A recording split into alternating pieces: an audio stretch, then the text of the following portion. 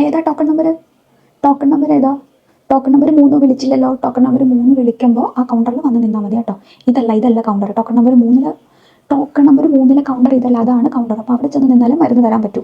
ആ ആ O P card ഉണ്ടോ? ഒ പി കാർഡ് എടുത്തിട്ടാണോ വന്നേ?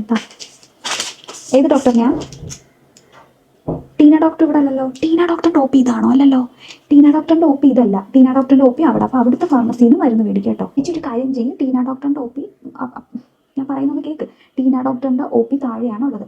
അപ്പോൾ താഴെയല്ലേ ഡോക്ടർ ഇരിക്കുന്നത്. ഇതിപ്പം ഡോക്ടർ അവിടുന്ന് എഴുതിയ ഒ പി.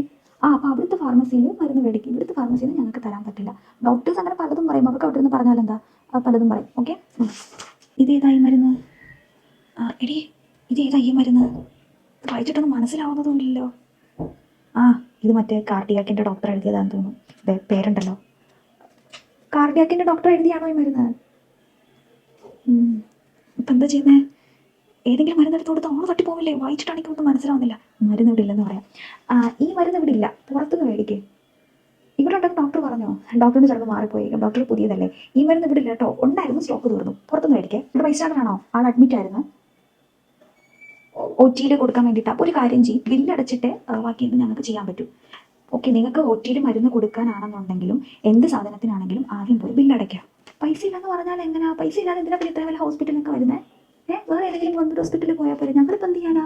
ഞങ്ങളുടെ കൂടെ അവരുടെ കാര്യം നോക്കി നേരം കൊടുത്ത് നിങ്ങളിവിടെ എന്ത് ബഹളം വെച്ചിട്ടൊന്നും കാര്യമില്ല. ഈ 3280 രൂപ അടയ്ക്കാൻ നിങ്ങളുടെ കയ്യിൽ പൈസ ഇരിക്കുന്നത് ഞാൻ എന്ത് ചെയ്യും? പൈസ അടച്ച് ബില്ല് ഇത് മേടിക്കാതെ ഞങ്ങൾക്ക് ഫാർമസിയിൽ നിന്ന് മരുന്ന് പ്രൊവൈഡ് ചെയ്യാൻ പറ്റില്ല. നിങ്ങളൊന്ന് മനസ്സിലാവുക. അത് തട്ടിപ്പോയാലോ ഇല്ലെങ്കിൽ ഞങ്ങൾക്കൊന്നും ചെയ്യാൻ പറ്റില്ലല്ലോ. നിങ്ങൾ ആദ്യമേ എവിടെയെങ്കിലും പോയി മരുന്ന് എവിടെയാണെന്ന് വെച്ചാൽ മരുന്ന് മേടിക്കാനുള്ള ബില്ല് ഫുള്ള് അടച്ചിട്ട് അത് ഇവിടെ ഇരിക്കട്ടെ.